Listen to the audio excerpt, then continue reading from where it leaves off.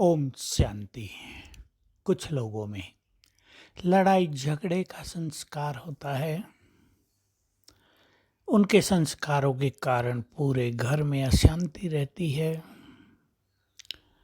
कोई भी उन्हें पसंद नहीं करता।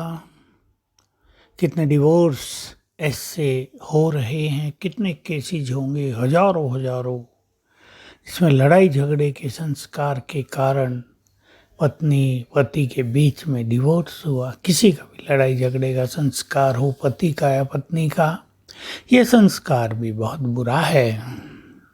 मनुष्य को मनुष्य नहीं रहने देता, उसे दानव बना देता है। वो व्यक्ति स्वयं तो बिल्कुल खुश रह ही नहीं सकता, लेकिन दूसरों की भी खुशी छीनने के निमित्त बन जाता है। एक्चुअली जिसमें ये संस्कार है, सभी भाई बहनें विचार करें, जिसमें ये संस्कार है उसका सूक्ष्म पाप बहुत बढ़ता रहता है, क्योंकि वो दूसरों की नींद फिटाता है, वो दूसरों की शांति नष्ट करता है, वो दूसरों को दुखी करता है, दूसरों के मन को भटका देता है। किसी के अंदर उसके लिए क्रोध पैदा होता है, किसी के मन में नफरत, तो ये बहुत बड़ा पाप भी होता है। इसलिए जिसमें भी लड़ाई झगड़े का संस्कार हो, वही संस्कार से अवश्य बचें। ये संस्कार उनमें होता है जो हमेशा अपने को राइट मानते हैं, जो हमेशा अपनी बात दूसरों से मनवाना चाहते हैं, जो ये चाहते हैं मेरी बात सब सुने और माने, या जिनमें सहन शक्ति और समाने की शक्ति नहीं होती, क्रोध होता है, चित्त पहले ही अशांत होता है, उनमें लड़ाई झगड़े का संस्कार होता है। जो लड़ाई झगड़ा कर रहा है, समझो वो तो स्पिरिचुअल है ही नहीं, यानी उसमें रूहानियत हो ही नहीं सकती। ज्ञानी और योगी भी वो व्यक्ति कभी नहीं बन सकता। यदि आप उससे पूछें आपका योग अभ्यास का चार्ट कितना है, तो वो निरुत्तर ही रहेगा, क्योंकि योग तो ऐसे व्यक्ति का कभी लगेगा ही नहीं। तो आओ हम बचें लड़ाई झगड़े के संस्कार से। हम याद करें अपने स्वमान को। हम भगवान के बच्चे हैं, हम ईश्वर की संतान हैं, हम उसके परिवार के मेंबर हैं जो एवर प्योर है।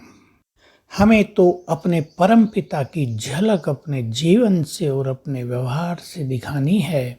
हम देव कुल की संतान हैं, हम सर्वोच्च ब्राह्मण कुल के सदस्य हैं, हम बहुत भाग्यवान हैं, इस सृष्टि की महान आत्माएं हैं। याद करें अपने इन स्वमानों को।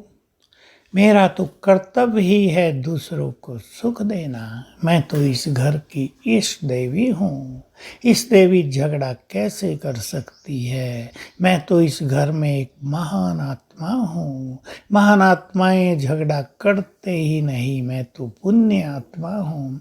ये स्वमान कुछ दिन तक आप लगातार अभ्यास करें, इन पे चिंतन करें और लक्ष्य बना लें कि मुझे लड़ना झगड़ना नहीं है, शांत रहना है, मुझे सहनशील बनकर चलना है। जो व्यक्ति सहनशील होता है, ये नहीं कि सहन करते करते हम दम घुट जाएगा हमारा, हम तो डिप्रेशन में आ जाएंगे।